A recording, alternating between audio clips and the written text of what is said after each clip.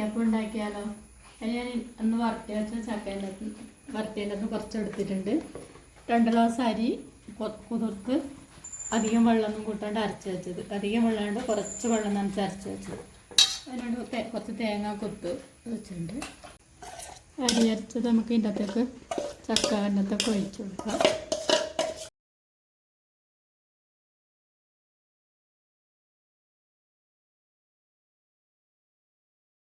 തേങ്ങ നുറുക്കി വെച്ചത് ഇതിൻ്റെ അകത്തേക്ക് ഇടാം. നമ്മുടെ ഇലയെല്ലാം നുറുക്കി വെച്ച് കഷ്ണാക്കി എടുത്ത് വാട്ടി വെച്ച്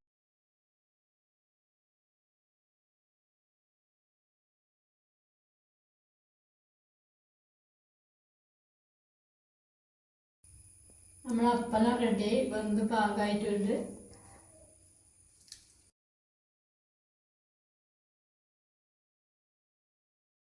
വീഡിയോ ഇഷ്ടമായെങ്കിൽ എല്ലാവരും ലൈക്ക് ചെയ്യുക, സബ്സ്ക്രൈബ് ചെയ്യുക.